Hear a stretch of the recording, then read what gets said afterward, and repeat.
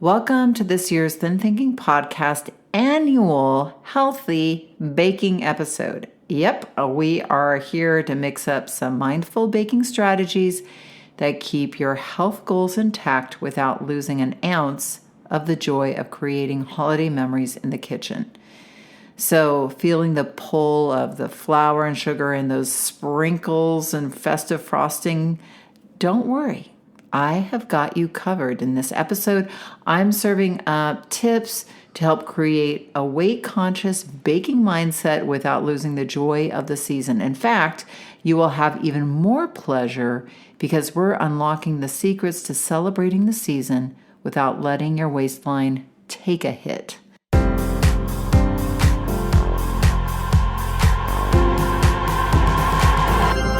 Did you know that our struggle with weight doesn't start with the food on your plate or get fixed in the gym? 80% of our weight struggle is mental. That's right. The key to unlocking long-term weight release and management begins in your mind. Hi there, I'm Rita Black. I'm a clinical hypnotherapist, weight loss expert, best-selling author, and the creator of the Shift Weight Mastery process. And not only have I helped thousands of people over the past 20 years achieve long-term weight mastery, I am also a former weight struggler, carb addict, and binge eater. And after 2 decades of failed diets and fad weight loss programs, I lost 40 pounds with the help of hypnosis. Not only did I release all that weight, I have kept it off for 25 years. Enter the Thin Thinking Podcast, where you too will learn how to remove the mental roadblocks that keep you struggling. I'll give you the thin thinking tools, skills, and insights to help you develop the mindset you need, not only to achieve your ideal weight, but to stay there long term and live your best life. Sound good? Let's get started. Well, hello, my lovely, lovely friends. Come on in. The oven is hot, and I have got an apron with your name on it right here waiting for you. Go ahead, put it on. Even if you are just here to watch, put it on. It's our annual bake-off, thin thinking style, and every year I get so many requests from my listeners, from students, from people in my membership for our holiday baking episode. I swear it gets played as many times as the Nutcracker Suite. And why? Everyone loves to bake over the holidays, even the non-bakers. Speaking of non-holiday bakers, I was telling my members this the other day. My husband came home the other day and he says, "Look at what I've got. I got it on sale." And do you have a loved one that does that? Like, they go and buy everything that's on the half off rack. Well, that's my husband. It doesn't even matter if he likes the thing. He just loves getting that bargain. And it drives me crazy because he brings home all of this crap that we never end up using. It's just a waste. But anyway, the stores see him coming. Anyway, he brings home this gingerbread home assembly kit. And I'm not putting this down. So maybe you've gotten one and you think it's better than sliced bread or what have you. But this particular kit, because it was half off, it was sad. That I opened it up and the gingerbread was, first of all, it was stale. It was kind of gross. It was probably from last year. And the frosting, like they give you this tube of frosting that it's all like kind of separated, and then the sprinkles look sad. I mean, the whole thing was a little sad. But anyway, I just have to laugh so hard at the food industry because they really do have it down. They've sat down in their boardrooms and they're like, how do we just even get the non-baking person buying our products during the holiday season? Well, let's, assemble a gingerbread house kit and let's get those pre-sliced sugar cookies. And I think, how about pre-sliced gingerbread men? So I have to admit, like I said, the gingerbread house was probably a good idea because have you ever tried to make a gingerbread house? I mean, maybe you're better than me and I'm an impatient person sometimes when it comes to baking. But I remember many years trying to make a gingerbread house, and it just ended up being a mess. The sides caved in, and it was horrible. And I end up eating it all, right? Because it's there.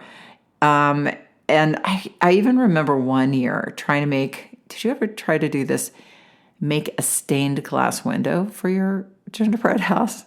Well, I had this bright idea. I think I got it out of a craft book. You cut the hole for the window, and you lay the gingerbread cookie mix or, the gingerbread dough down that you've rolled out. And then you put lifesavers in the window, blue or red or green. And then the heat of the oven melts it. You put on wax paper and heat of the oven melts it. Well, my lifesaver didn't bake at the same rate as the gingerbread, and it burned. It was so sad. It was just a huge mess, and I ended up eating all the lifesavers too, of course. And as usual, every baking episode shifting myself, I ended up in a sugar coma, and every holiday baking, just two memories.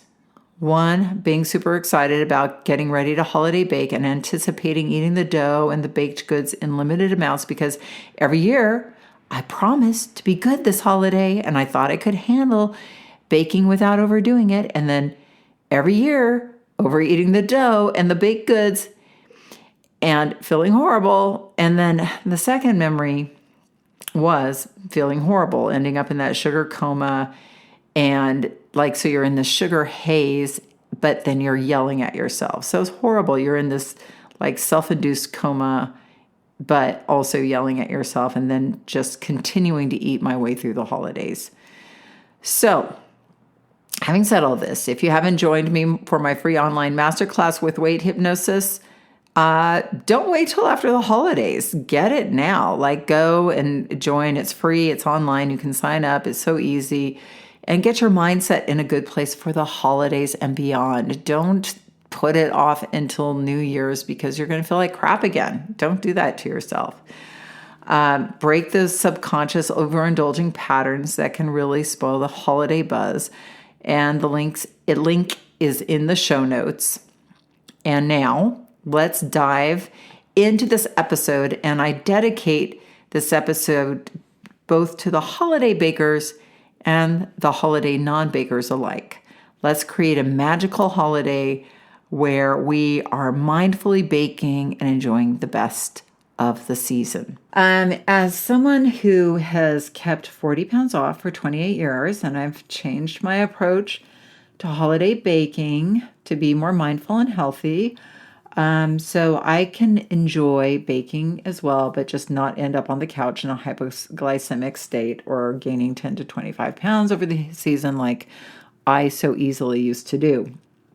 So for all of you wanting to create those wonderful memories and enjoy your combo of sugar, fat, and flour are an addictive trio and must be handled with care. So I have my holiday baking coaching session here for you, and I want you just to listen to it with the love and care that you give to your holiday baking, but now you're going to give yourself the love and care of preparing a little before, a little during, a little after, and it's going to get you to help to get you your mindset right around the baking before you even get started, or any time of the year if sugar is, a nemesis for you. So let's get going on our thin baking bake-off special. So what you want to do really, and all my approach is all through how you use your mind effectively, because when you're mentally prepared for things, then they always go better. If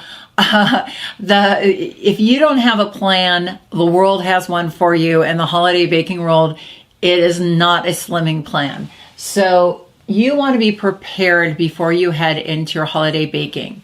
First of all, what I do say is to eat before you get all the flour, sugar, and baking ingredients together and start putting stuff together. Because if you go into your holiday baking hungry, chances are you might start picking at the dough, spike your blood sugar, that crashes, you feel hungry, you start eating more dough or start eating the frosting or and then it's like, oh, screw it. Well, I ate some of that, then I might as well eat it all. And oh, screw that. I'll just start my diet over January 1st. So don't do that.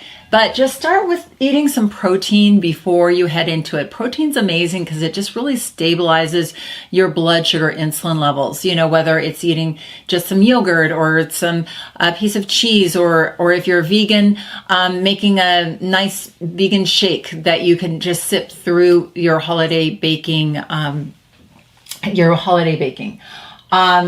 Now, also, if you mentally prepare, you want to know how much, and what I mean by that is you want to know how much you are going to, I'm going to move that up there. You want to know how much you're going to allow yourself to eat. I'm always one for not like sitting through the whole holiday baking and saying I'm not going to eat anything. I prepare ahead of time. I think, okay, I like eating dough. I mean, I know that's a no-no. There's eggs and some dough, but I always am like, well, screw it. I like eating dough. But I'm only going to let myself, I'm going to be fed first. And then, if I really like a little piece of gingerbread dough, I'm going to allow myself to eat it, but I'm going to be aware of that ahead of time. Like I'm going to have a boundary around that. So again, I don't go into it thinking, well, I'm going to be good, and then start putting stuff in my mouth and then have it go off. Because if our mind is prepared ahead of time, if we have a vision and a plan, chances are we are going to follow through on that much, much more. If we go into it thinking, I'm going to be good, eat something and then go, well, screw it. It's all out the window anyway. That's what the mind likes to do. It's that all or nothing attitude. And we don't want to go into this with an all or nothing attitude. Also, you want to kind of go into your holiday baking. My guess is that you're probably going to be either holiday baking for other people or with other people, which is always super fun. So you want to really think about your holiday baking, not just like here I'm, making a bunch of cookies or cakes or pies or all of the above, but that I really what I'm doing is creating something with love, right? And the true meaning of the holiday really isn't in the eating, the taste of the food. It's the smells, it's the sincere purity of your intentions to create joy for other people. So it's nice to play music and to just really get into the spirit of the holiday, because I feel like sometimes it all gets focused on the food rather than what's going on here with us in our hearts. And I think the more that we are focused on the true meaning of the holiday and that it's about people coming together, or if you're not coming together with people, the giving spirit, the generosity of the holiday, then you are way better off, and you're not just thinking about the food, but you're thinking about what's going on in here. Also, you may think about making healthier holiday options for your friends and family. Chances are they may be trying to manage their weight too. And there's awesome recipes. If you just Google like lower calorie cakes or low carb cakes or cookies. There's so many options out there now. I mean, they're all right there at your fingertips. I last year I made a batch of low carb gingerbread that was so popular with everybody. They were like, oh, I'm going gluten-free, or I'm going keto. This is so great. So think about it. You might be surprised at how many people appreciate a healthier, lighter holiday treat. And then again, one more thing that you can do before you head into this is often, if you were at my house in the 70s and, well, yeah, it was the 70s, maybe the early 80s, But my mom's house, holiday baking was a 2-day event, right? Like, she was serious. She made like probably 15 different recipes and put them all together and gave them to the neighbors and to the relatives. And I mean, it was a serious affair. So if you're going to be baking more than an hour or two, make sure you have healthy snacks that you can reach for. So again, that you aren't starting to just eat cookies or broken off pieces of cake instead of eating something nourishing and stabilizing, so that you can stay within your healthy eating plan and stay maintaining or releasing weight through the holidays. So now, during the actual baking itself, I want you to understand, and maybe you already do, that the biggest portal into memory, because so much of the holidays is about memory and that idea of family and love and connectedness. And so much of that portal isn't actually through food, but through smell. So I want you to understand, as you head into the holidays, that the most important thing isn't your taste buds, but it's your nose. And that the more you understand, like, the smell of what's baking in the oven and the smell of the goodies is actually filling you with those memories and emotions way more than the actual tasting of those things, then you can again start to create a distance between yourself. Because I think a lot of times what we do is we eat the memories. We think, oh my gosh, I had this when I was a kid and it was so good. And a lot of times, ironically, those things don't even taste that good anymore. You eat a couple of bites and are like, that's too sweet. But then we're eating it and then off we go to the races. But if you focus on the smell, I had a client, she released 50 pounds. And she said, all I do is I take it and I smell it, and I think about that memory, and I don't need to eat it. And it fills me with joy. So if that is helpful for you, then take that to the bank and take that to your baking episode. So when I was a kid and when I was struggling with my weight, I baked a lot. And baking for me was like a drug-like experience. Flour, sugar, and butter equaled heroin to me. People have their meth kitchens. Well, I felt like my kitchen was a drug den too, because I could get high off of eating those things. So again, that's why it's so important to prepare, so that when you if you end up putting flour, sugar in your mouth, that you are not putting it on an empty stomach, because it will go to your brain and create like a drug-like experience. And then you have a lot harder time managing eating that day. And then obviously so much of a struggle with our weight over the holidays is because once we kind of get that high, then we're chasing the high through the holidays, continuing to eat all that stuff all day long, and that part of the brain gets engaged, and then it just wants more and more and more. And we're helplessly going, why am I eating all this food? I'm not even tasting. I'm not really, of course you enjoy some of it, but a lot of it we don't even experience. And then we gain weight, and then we feel horrible at the beginning of the new year, and then we have to start one of those crazy New Year's diets, which is another video, but let's continue with this. Something you might consider, and this was a tip I got from an old baking expert, because she never ate. She was so serious about baking. She was like, oh, I never eat any of the dough. She was like, this is just like a pure art form for her. So it would be like a painter eating his paints.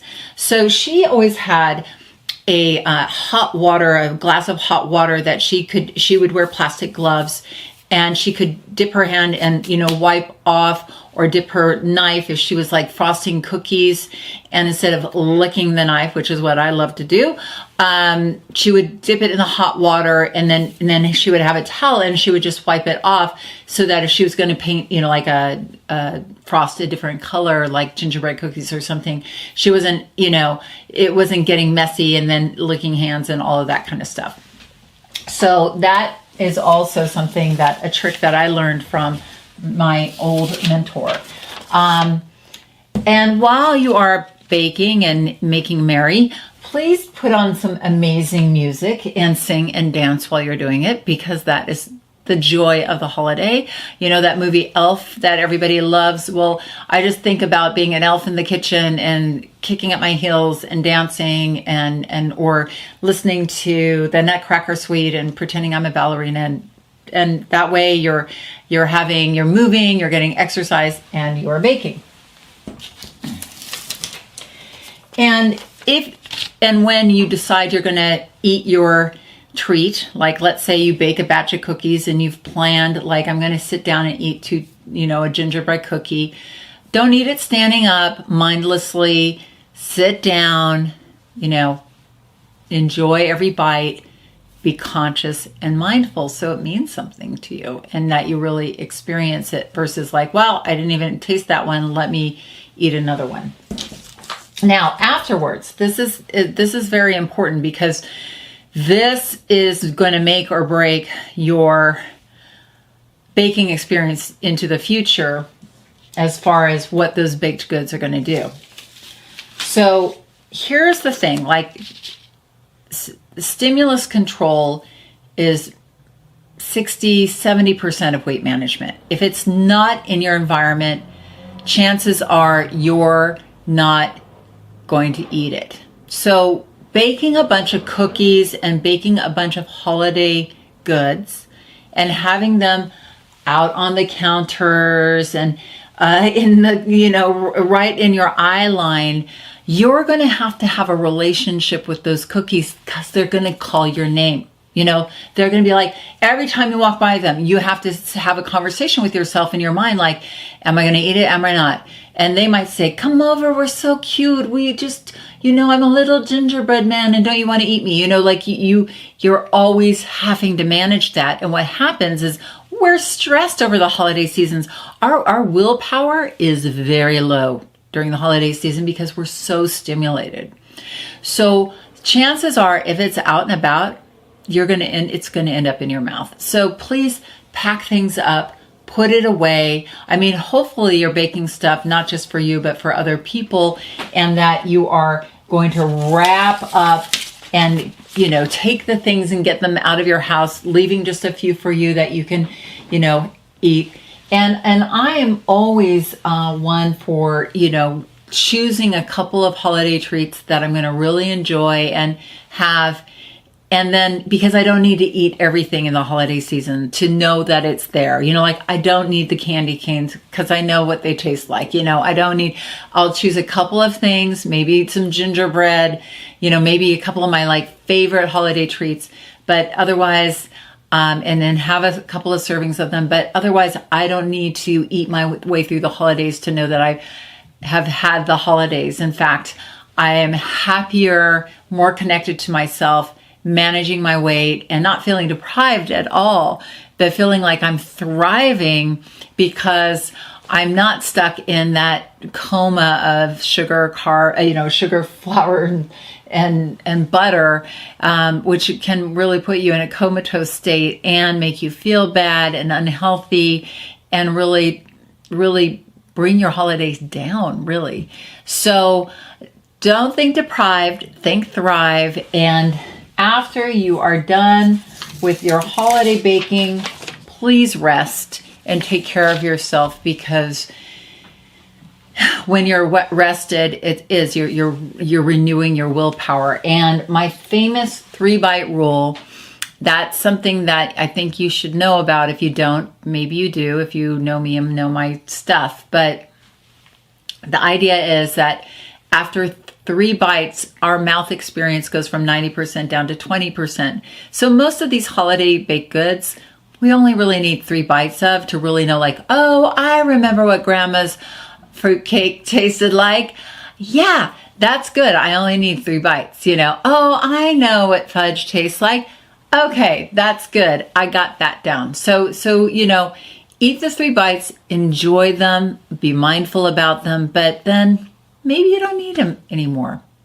All right. So I really feel like you are ready and prepared now to head out and to bake powerfully through the holiday season. Okay, everyone. So take that batch out of the oven, let it cool, and get over to my show notes where you'll find the link to my free masterclass, online masterclass with weight hypnosis and some great and powerful mindsets to keep you rocking the holidays thin thinking style.